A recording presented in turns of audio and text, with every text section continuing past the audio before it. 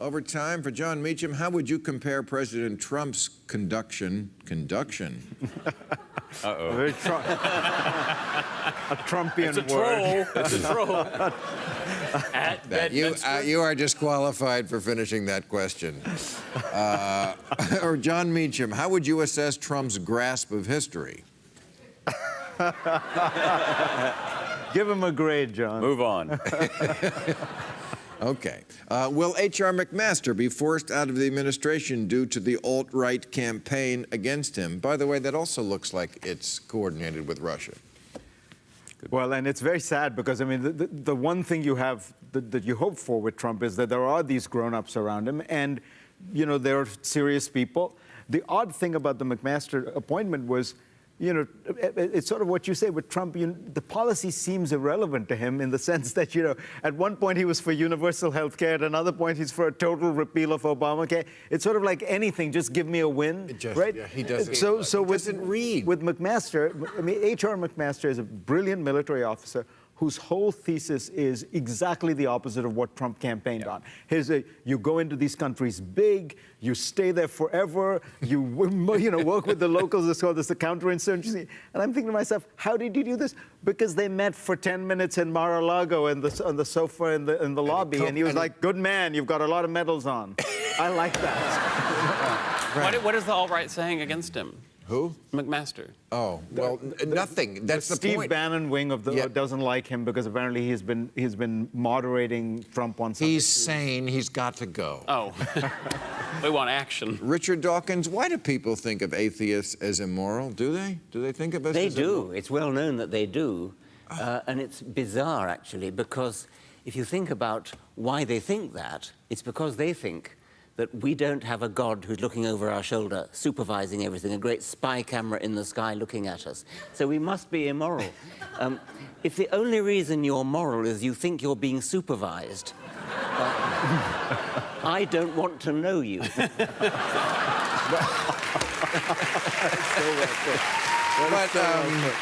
But also, I think it's because they think the Ten Commandments are in the Bible, and therefore that's the super-duper great list of the... They don't know what the Ten Commandments are. I mean... that's true, too. Thou shalt have no other God but me, thou shalt make no graven image. They know about thou shalt not kill. Right. Christopher Hitchens made a good remark about that. Moses comes down from the mountain with this tablet and says, thou shalt not kill. Oh, thou shalt not kill. We never thought of that. Yes, I mean... And in any case... It's such a dumb list. It only ever meant thou shalt not kill members of thine own tribe, anyway. Right, that's true. Yeah, only 2 of them are laws, don't kill and don't steal. I mean, the first 4, I think, are just about God's ego. Yes, you know, exactly. Kind of celestial Trump. If you were going to make a list of the 10 absolute things you shouldn't do, you wouldn't care about graven images or statues or swearing. You might include incest, you know, pederasty. You might include some of these, rape. That's not on the list. Those things don't make the list. I had a wonderful professor once who explained that, particularly in Leviticus, where they have those very careful prohibitions, thou shalt not have sex with goats. Yes. No one would think to write that if people weren't having sex with goats. Right? It's not something that we just say, hey. and there's the admonition against wearing hemp. Yes. Things like that. There's full of these bizarre In the top prohibitions. 10? Yeah, not in the 10. That was Leviticus. But in Leviticus. That was a earmark from the cotton manufacturer. I was thinking, you know, like somebody didn't like polyester or God knows what. And, you know, we know that the Bible is an anthology. It wasn't written by one person. It's written by many different authors, and they left some out. I mean, there are like DVD extras of the Bible. Isn't that true? There are other books. And somebody decided we're going to put this in, and they could have saved themselves so much pain by not putting in Leviticus. I feel a Dawkinsian moral obligation to say that, as Bill knows, and he's very sweet, I'm the diversity here. I am an Episcopalian. We barely count as Christians anymore. But it's also one of the remarkable things about the Bible is it is a translation of a translation of a translation. Right.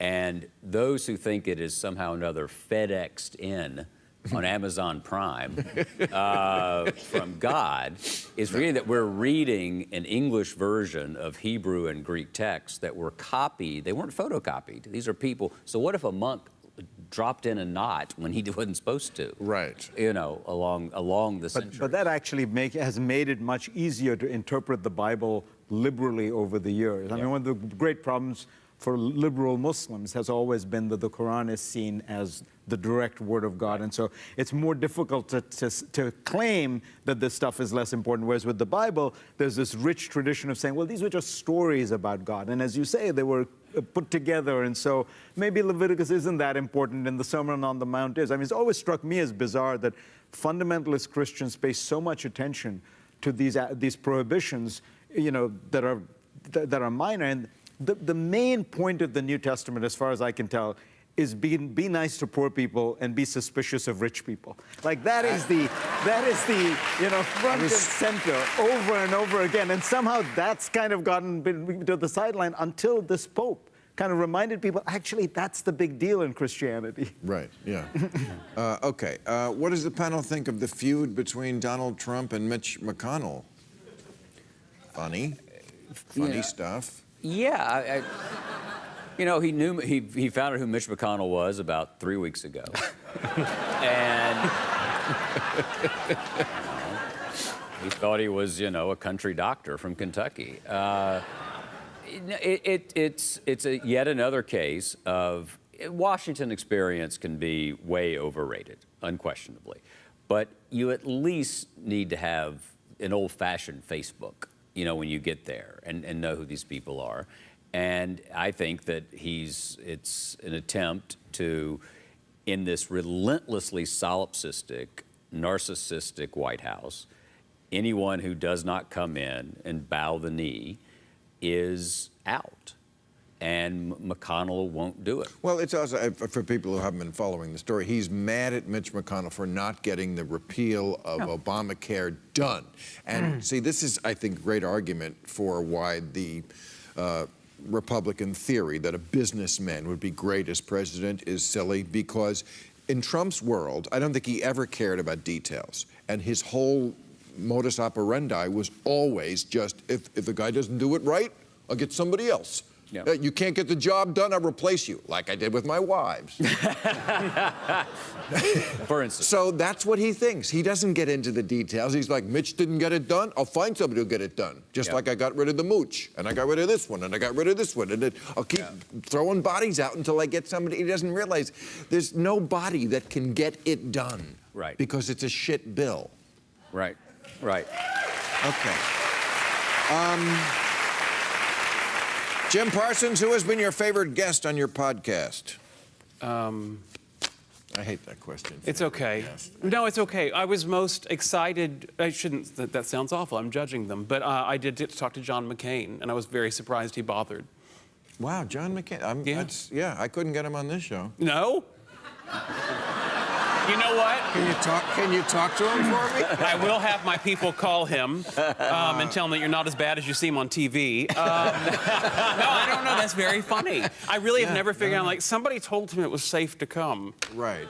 I really don't know who that was. But it was. He was fine. He's so hard to predict, John McCain, isn't he? I mean, like, you hate him 1 minute, and the next minute he comes through for you, you know. And he's got a flair for the dramatic, doesn't he? That, I love that. Love that. Okay. All right. Thank you, everybody. You were great. You were great. Everybody was great. See you next week.